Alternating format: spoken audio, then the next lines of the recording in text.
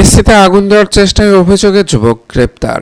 রাজধানীর আগারগাঁওয়ে বাংলাদেশ সরকারি কর্ম কমিশন পিএসসি সচিবালয়ে আগুন দিয়ে নাশকতার চেষ্টার অভিযোগে মোহাম্মদ আল আমিন নামে এক যুবককে গ্রেপ্তার করা হয়েছে। সোমবার দুপুরে 1টার দিকে তাকে হাতে নাতে ধরে ফেলেন পিএসসির কর্মকর্তারা। পরে বিকেলে তাকে পুলিশের সোপর্দ করা হয়। এ ঘটনায় ঢাকা মেট্রোপলিটন পুলিশের শেরেবাংলা নগর থানার ফৌজদারি কার্যবিধি 1898 এর ধারা 154 অনুসারে তার বিরুদ্ধে এজাহার দায়ের করে পিএসসি। পরে তা মামলা আকারে গ্রহণ করে আল আমিনকে গ্রেপ্তার দেখিয়েছে পুলিশ। গ্রেপ্তার আল আমিনের বয়স আনুমানিক 39 বছর। তিনি রাজধানীর কাফরুল থানার ইব্রাহিমপুর বাসায় ভাড়া থাকেন। এদিকে এই ঘটনায় পিএসসিতে দায়িত্বপ্রাপ্ত পুলিশ, আনসার, নিরাপত্তা কর্মী সহ সব কর্মকর্তা কর্মচারীকে সতর্ক থাকার নির্দেশও দিয়েছেন কমিশনের চেয়ারম্যান অধ্যাপক ডাক্তার মোবাশ্বের মোনেম। মঙ্গলবার পিএসসির জনসংযোগ কর্মকর্তা এস এম মতিউর রহমান পাঠানো সংবাদ বিজ্ঞপ্তিতে এসব তথ্য জানানো হয়।